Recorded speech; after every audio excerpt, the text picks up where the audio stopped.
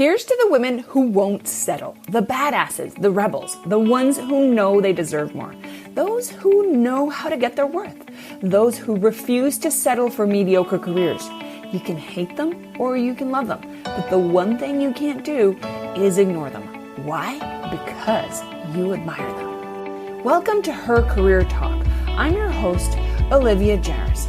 Here you'll find the tools, inspiration, and advice to help you take back and stay in control of your career. You see, as a woman, you already have some incredible tools and skills that can be used to your advantage in the workplace.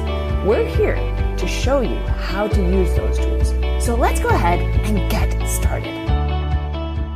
Welcome back, ladies. I am so supremely thrilled to have my friend, Dr. Cheryl Fraser here, who, you guys, this is such an unconventional call. I'm just giddy with excitement. The hairs on my skin are raised because Cheryl is not only a PhD, a writer, a speaker, a media psychologist, a sex therapist, and a Dharma teacher, but she is, in my opinion, one of the world's top experts when it comes down to relationships, sexuality, and harnessing your darker side, right? That the sexuality side of us, women, which we don't bring to the table. We often hide so much, but really, when you bring this to the table and you harness your femininity, your sexuality, that side of you that you tend to hide and keep only for the bedroom, when you bring it to the table, it can completely change and overhaul your career, your life, and everything about you. So,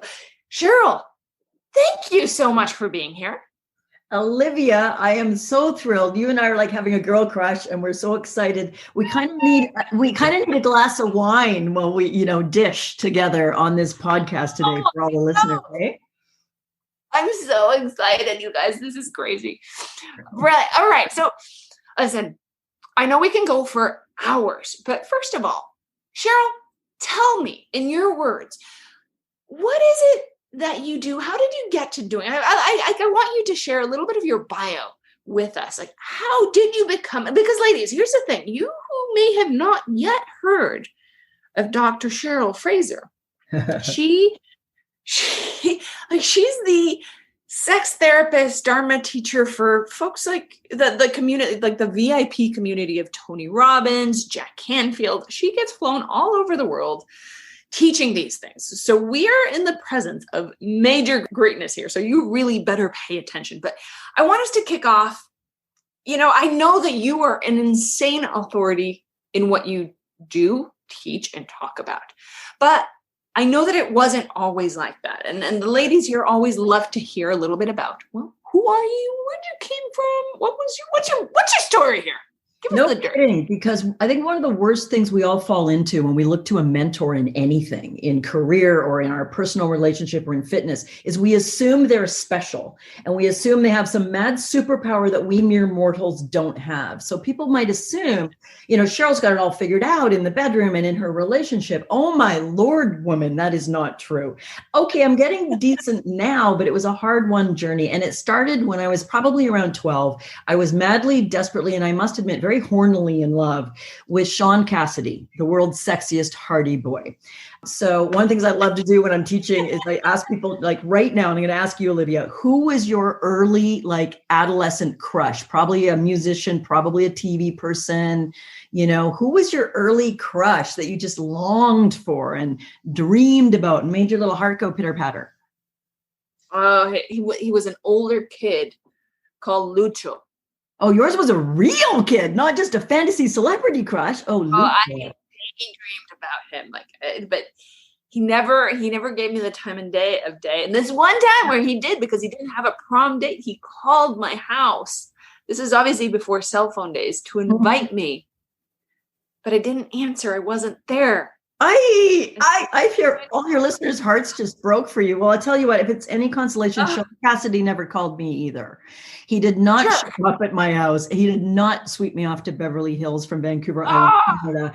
And I did not live happily ever after. And I'm not just being funny here. I'm making a point that as a young girl, as an adolescent, as a young woman, and a medium-aged woman, I still had that incredible longing and that incredible incorrect idea. We should all sue Walt Disney, bless his heart. But this incorrect idea that there was a soulmate. There was a person waiting for me who was going to fill me up and make my life complete. Okay, women listening, how's that working for y'all? Now, I am not at all negative. I love love.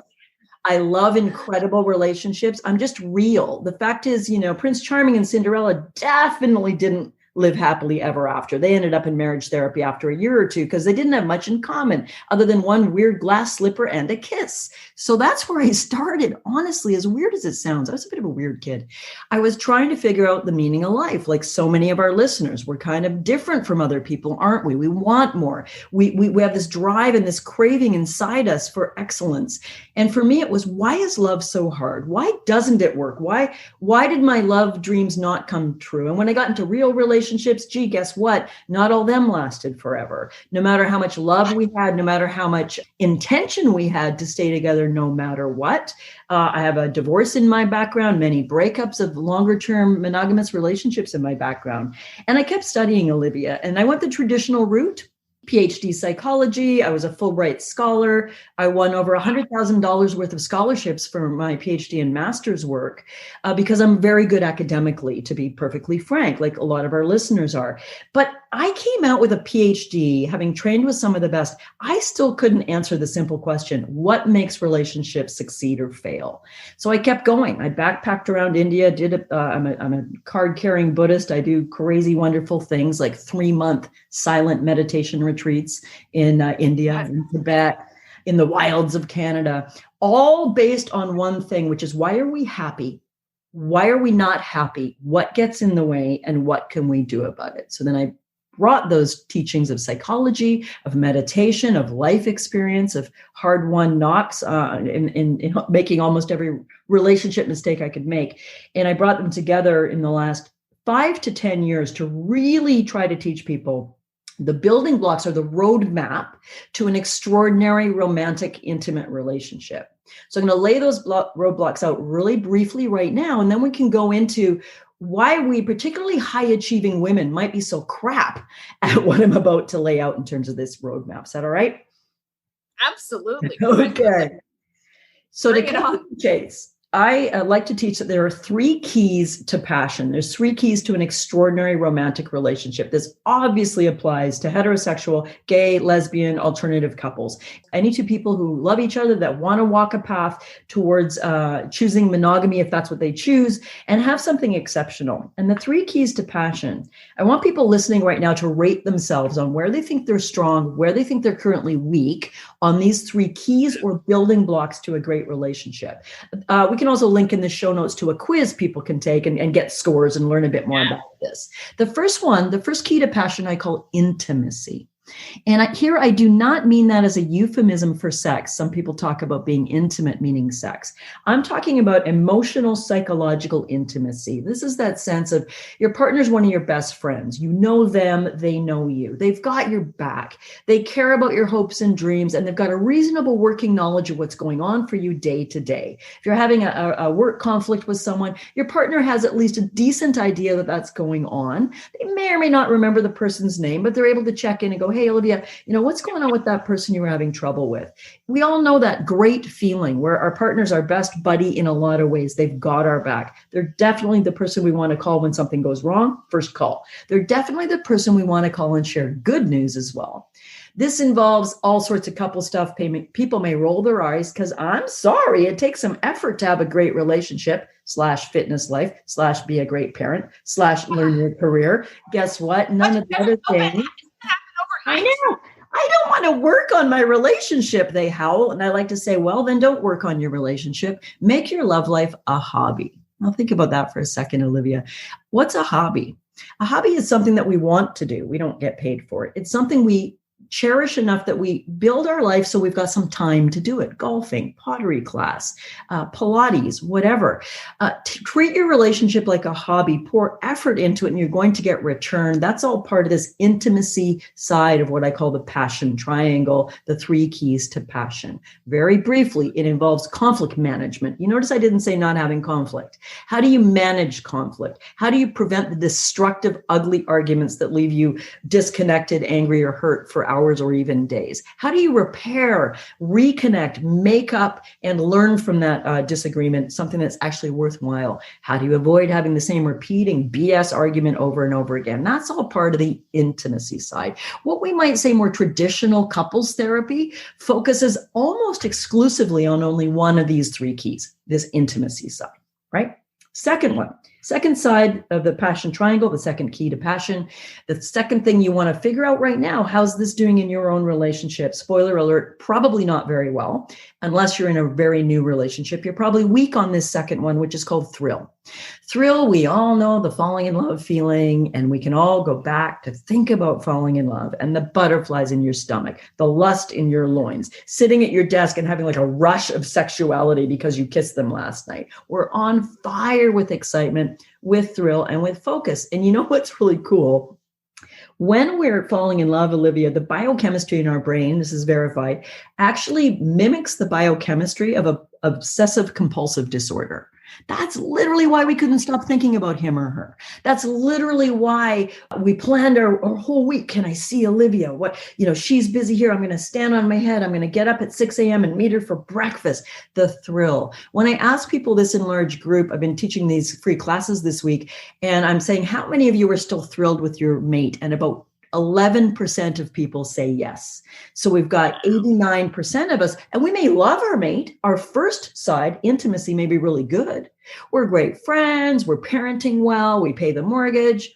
Thrill, often not there. And one of the myths I like to bust is this old saying that we just kind of take for granted, and it's not true, which is the thrill can't last forever. Now let's get real. I'm a statistician. I'm a scientist. It's true that for most long-term couples, by long-term, I mean more than about 18 months together, most long-term couples do lose the thrill. But that doesn't mean it's dead. I think of it more as slumbering or in a coma. If you invest time and energy and surprise in your relationship, you can reignite thrill. That's something a lot of couples are really poor at. And I teach them to do that in my programs.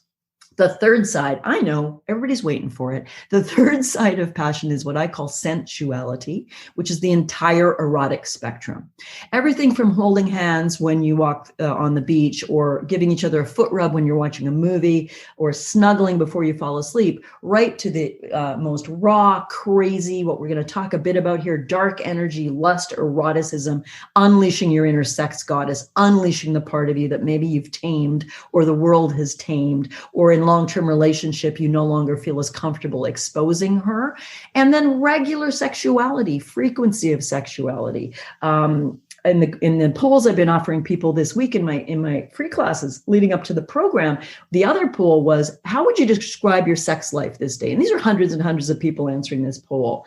Is your sex life great was the first option. Then we had, it's okay, it could be better. Then we had very poor quality and or quantity. And then we had what sex life? Only 8% of the respondents said their sex life was great. 8% say it's great. So the 3 most important words I ever say as a sex therapist in that part of my role is you are normal. Let's repeat them. You are normal. If you rarely have spontaneous lust for your partner anymore, if you rarely want to jump his or her bones and tear their clothes off and go down on them and have a great romp, it is absolutely normal for a bunch of reasons we can go into another time, biochemically, psychologically, relationally, to lose that spontaneous attraction, which I call thrill, plus sensuality, the 2 second sides of the 3 building blocks to passion. The great news is for those that are willing to invest in putting some effort into reigniting It is possible. It's not easy. And the majority of people are not going to do it. But the majority of people aren't going to leave a dead end, boring job at 40 grand a year and move into the attempt to create something much more fulfilling, something much more exciting, like all of your audience. So you can be average. And I please exhort all of you, don't be average.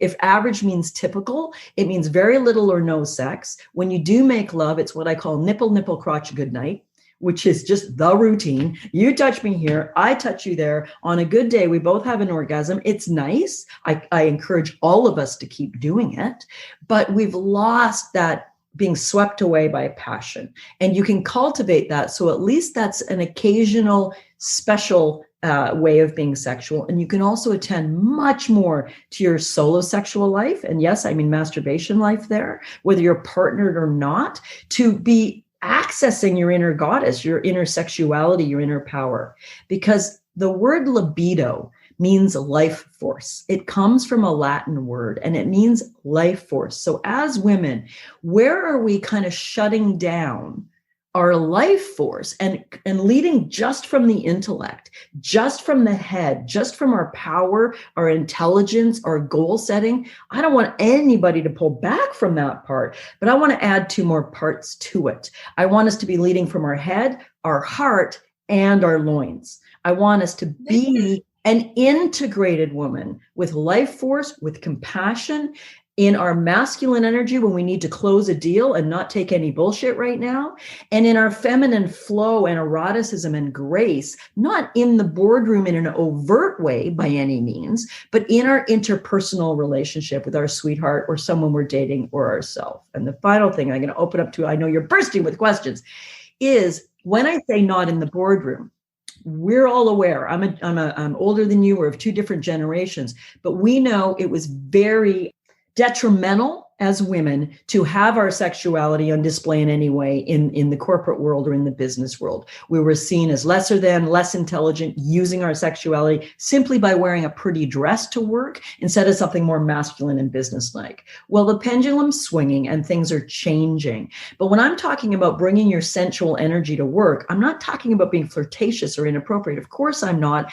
I know you know that. I know your listeners know that, but we're just being explicit here. I'm talking about the power of knowing I'm a woman and that's a beautiful thing. And I don't have to shove my femininity or my sensual side or my womanness down and pretend to be a mock male in order to get ahead, which I know you lead your women to be powerful leaders and also women. Yeah. You guys, my jaw has just dropped so many times listening to Cheryl, which is awesome because you're talking about something that is so taboo.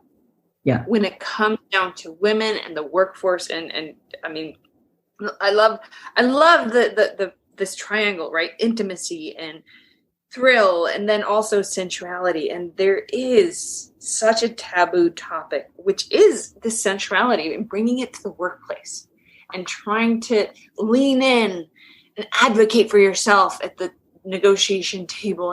But there's this shift, right? You either have to do it like a guy or you sit back and just listen like a girl. But the truth is, it's not a black or white situation. Right. You have so many sensual tools to bring to the table. It's like you're saying, it's your head, it's your heart, it's your loins. Like, harness that power. Right. And the reason I use the word sensuality for that third key to passion instead of sexuality is senses are sipping a cup of tea and really tasting the deliciousness of that. You set your timer for 4.5 minutes today to brew your Darjeeling tea instead of 4. It's all the senses. It's how are you utilizing sight, smell, taste, touch.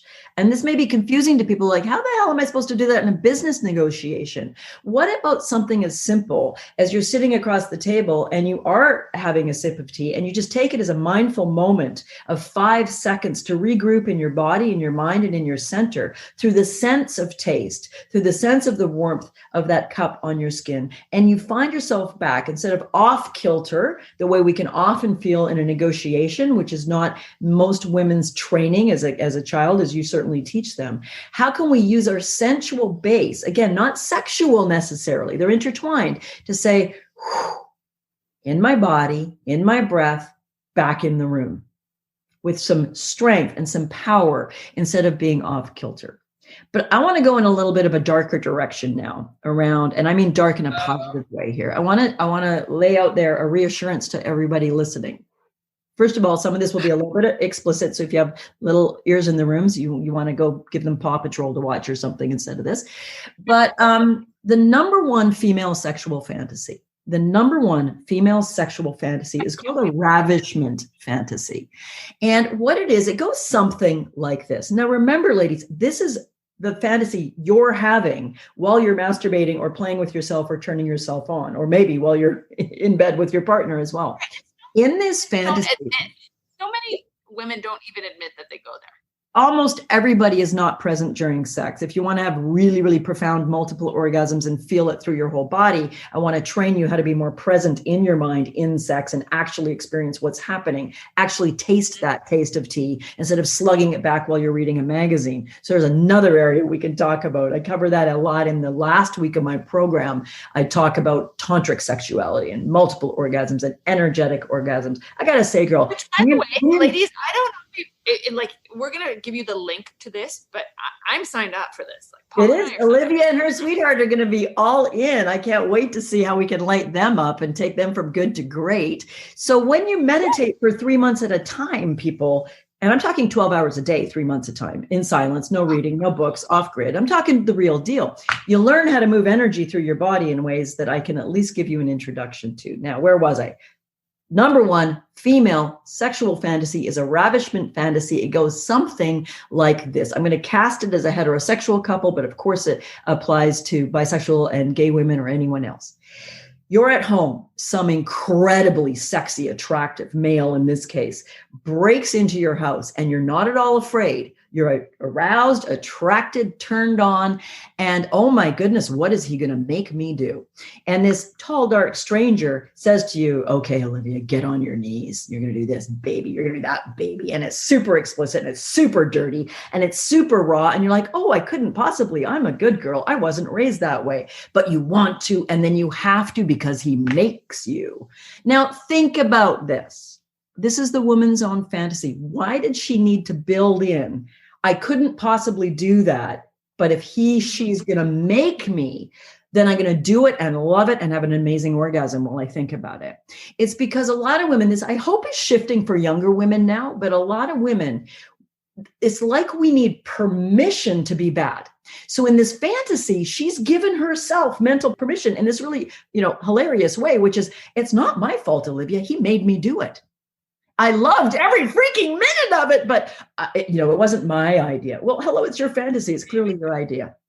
Permission granted to unleash the dark, taboo, beautiful part of your libido, your life force.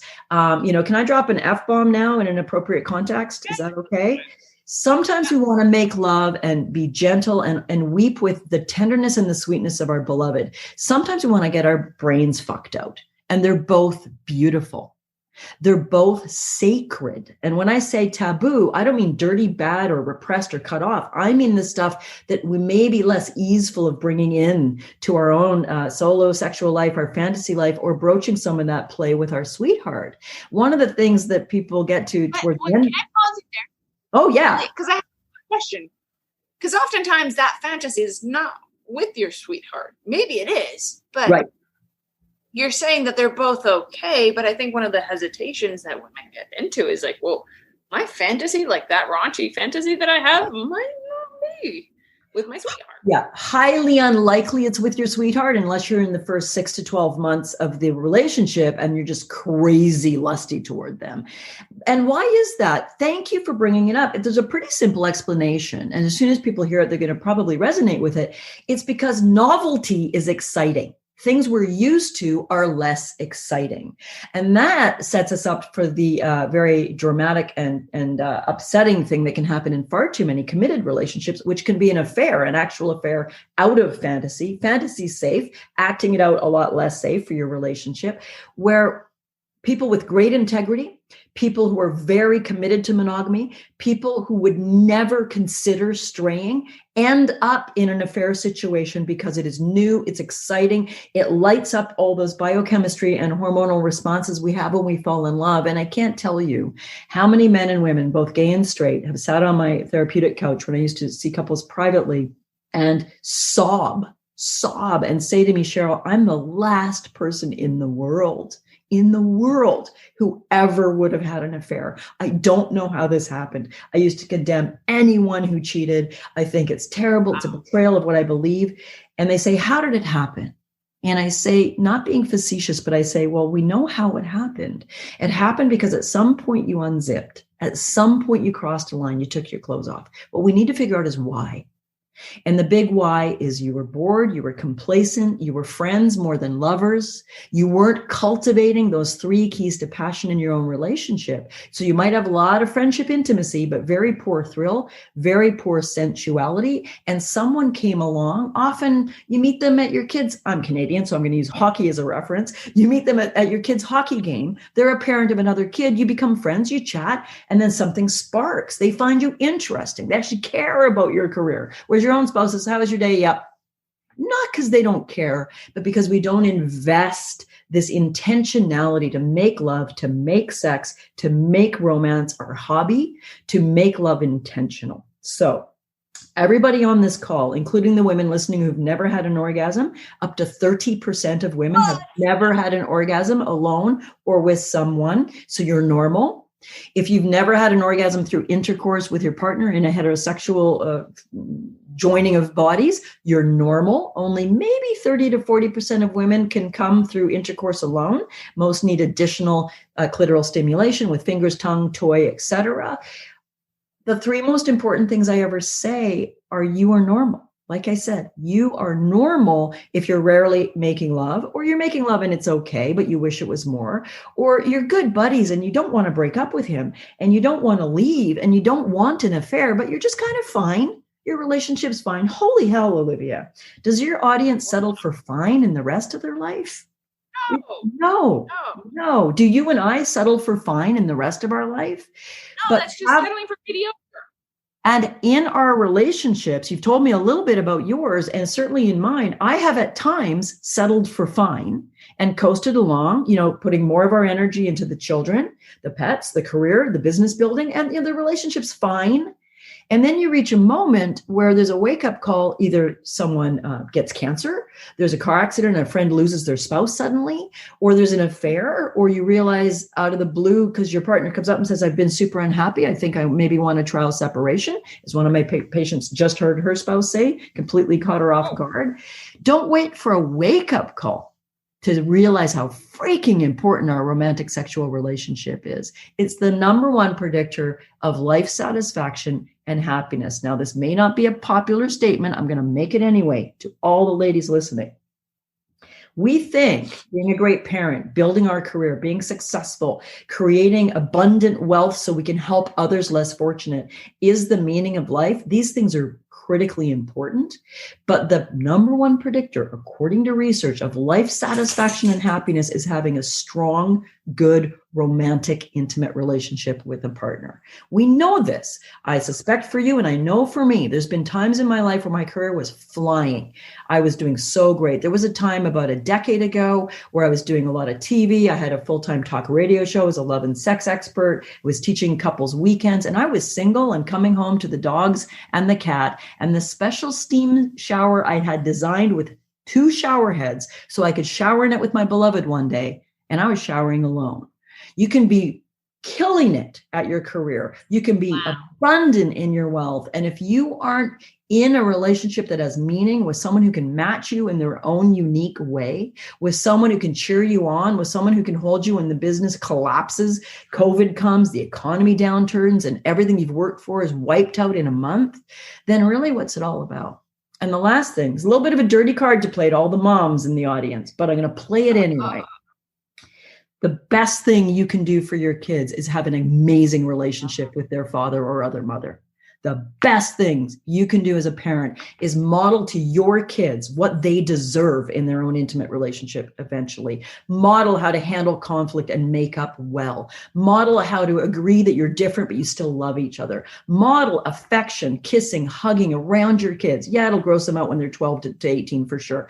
They'll live with it. They'll also learn that sensuality is a beautiful part of life. It's nothing they need to be ashamed of or lie to you about or figure out in the wrong way at the wrong time. Model love and passion to your kids. One of the guys on one of my calls, when I taught this the other day, he put in the chat box, the best lesson my dad ever taught me, this was from a man, he said, he taught me the best thing you can do for your kids is love and adore their mother. So same in reverse direction. This isn't a selfish path to bring intimacy, thrill, sensuality into our life, including when we're single, to enjoy our bodies, to enjoy our power, our beauty, and eventually, if you choose, manifest that with a partner. But those of us partnered, those of us with kids, come on, people, are you showing them what to settle for right now? Are you showing that's what long-term love should look like? I hope not. We can all do better. It's all about emulating really what you want them to learn. Yeah. That is so powerful. Mind blown completely. Like I knew that we were going to go to some crazy places in this conversation. And I'm so glad we did. You did. And open up these conversations that are honestly liberating for women to hear that it's normal to be the way that we are and to be settling for perhaps a mediocre relationship, not only with your partner, but with yourself and your own sensuality and, and sense of eroticism and thrill, because nobody taught us better. But now we're demanding more from our assistant. We're demanding more from our project manager than we are from our partner and from ourself in partnership with our romantic partner. We're settling for okay or mediocre. We'd probably fire ourselves as a romantic partner if we were working for ourselves, for the lack of effort, not following up, not saying, hey, babe, I know we said we're going to have a date night, but I'm kind of tired. Let's just watch Netflix. I mean, eventually you and I would have to let someone go on our team if they brought that lack of intentionality to the work, if they bailed that easily when it got inconvenient, if they didn't find their way through to solutions. So I love that we can draw our mad skills as business women, as career women, as women, as parents, as how we design our beautiful home, the attention to detail, the care, the consideration. How the hell much time are people investing in their love relationship every week? Intentional time. I don't mean just hanging out, but having a conversation about something that matters. Maybe tackling one of those monster topics that generally you avoid because you don't have the skills to talk about it well, that you'll be learning with your sweetheart. And hopefully I can tune up even the good skills you've got. It's really that simple, and it's not rocket science. Everything else we're great at, we make it intentional. We choose to train in it. We learn from people. We hold ourselves accountable. We set goals. When we fail, we pick ourselves up. We maybe have a damn good cry, and we start again because we care about exceptionality. Now, with that in mind, can you tell the ladies about your program? Now, you're going to be doing it live in a couple of weeks, which we're so excited to be attending. I know. Ladies, this is literally just a preview of everything that Cheryl is going to unleash in the course. But can you tell us where they can find the course, which you're going to be doing live? I do think, or at least I'm convincing you to have it on autopilot after this, coming down the pipeline. Where can they learn a little bit more about the course, sign up, etc.? Tell them. We're going to put a link here in the comment section. You bet. Well, the program starts on October 31st. I think people are hearing this sort of mid-October, end of October. So you probably got a week or so to join. We kick off October 31st. Super excited. What it is, it's called Become Passion, Create Love That Lasts a Lifetime. And it's an 8-week immersion couples program online. So I'll give you a couple of details and we'll link to the page that describes it in great detail below the podcast here. And in there, there's an 18-minute video where I describe it in much more detail, all sorts of FAQs and all the good things, as we say these days. Essentially, I'm pretty damn good at what I do, but I can help maybe 10 couples a year in my private practice, maybe 15, because they work with me for quite a while. And I want to help every freaking couple on the planet that has a problem and an internet connection. And I want to create enough abundance. I can help tons of couples who can't afford any help, women coming out of shelters, couples in poverty, couples. I work with a lot of police couples, soldier couples. So the model is everything I've learned put into a more effective form, in my opinion, than traditional couples therapy. So in the 8 weeks, every week you get a week of content that is video content. Oh, it's a beautiful library, but I drip it over the weeks because it's an immersion program. So on Saturday, boom, you get access to the first week of trainings. You've got 3 to 6 lessons in there. You can watch through the week with your partner. You can watch them separately. If your schedules are wonky, you can talk about it. You get homework sheets, you get exercises, you get accountability. And then once a week, because I'm a crazy over deliverer like you, I coach live and I do live Q&A. So you've got your curriculum to work through on your own that week. And then you've got me adding some stuff to it, diving more deeply into some of it, answering your questions.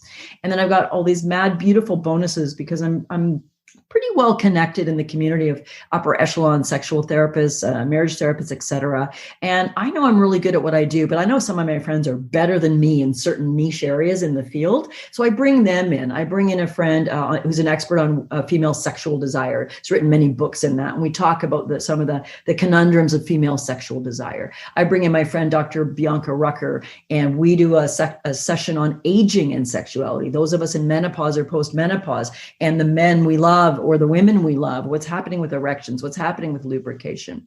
So that's essentially it. 8-week program. We take a couple of weeks as immersion weeks. We'll be taking a week over American Thanksgiving and a week over Christmas where I won't release new material. We'll have the Q&A call with me where people get a chance to cut up, sink in, and I handhold you through the whole thing because at heart, I'm an educator. I don't want to here's a boatload of brilliant information. Go do it. You'll be fine. I want to be there saying, where are you stuck? Where are you in avoidance? Where is one of you not wanting to do that lesson because it's a hot topic? How can I help? How can I give you additional support to move you through the material? And the other cool thing is, with these incredible online course platforms you and I use, is people have lifetime access to the material of my material. So I have one couple who's vowed every year during their anniversary month, they're going to review the whole program and reboot and say, where are we doing well? And we're still pretty crappy at this. Let's work on this. So it's really a way to help people, frankly, in a much more deep way and a much more moving people towards results way than you can get from going to excellent couples therapy, because there you don't have the weekly accountability and help. You go, you learn, you figure out what your issues are, and then you're kind of on your own a little bit with your spouse, right? Floundering till your next session. I love that you walk people through it too, right? Because one thing is to just take a course. The other one's to hold people accountable. So Cheryl, thank you so much for joining us today. Ladies, I would strongly suggest that now that you've listened to this, kind of send the recording to your husband or your partner. Oh, yeah. Because they need to listen to this too. And they don't know. Your husbands, if you're in a hetero relationship, they don't know really how much lust you have inside you. Men are consistently surprised to find out the fantasies. And towards the end of the program, I get you to share fantasies with each other to your own comfort level. Identify them, script them, and share them. Not necessarily act them out, but even your partner hearing, you think, what now? Is a big turn on. And the majority of couples are really surprised to hear about the level of eroticism hiding within their partner. We just don't really talk about it. It's so bizarre. But we generally don't talk about it. That's amazing. I cannot wait. So thrilled and excited. Cheryl, thank you so much for joining us. Oh, it's just my pleasure. And I can't wait to talk to a subset of your community in more depth next week. Oh, yeah. But ladies in the Empower Society, Cheryl has given us a live training right before, and this is like serious gold, right before the launch of her live course. She's coming into our community and talking to us about the dark side and how to really harness this pyramid of intimacy, thrill, and sensuality. Yes. And if people have questions about their own love life or eroticism, they can send those to you or to me, or bring them to that live within your society, and I will answer them. And definitely don't have your kids in the room for that meeting. Grown-ups only. Good call. All right, ladies. I cannot wait to see all of you guys in the society for our live coaching call with Cheryl. Woohoo! Thank you. All right, that is it for this episode. And if you're ready to take things to the next level, I invite you to check out our free salary coaching inner circle Facebook group on, well, of course, Facebook. You just go ahead and search for Salary Coaching Inner Circle on your Facebook search bar, and it will surely show up. You'll get live access to me, the opportunity to engage with our super powerful guest speakers, and you'll get the support of hundreds of career-oriented, like-minded women just like you. So check it out, and also be sure to catch out next episode with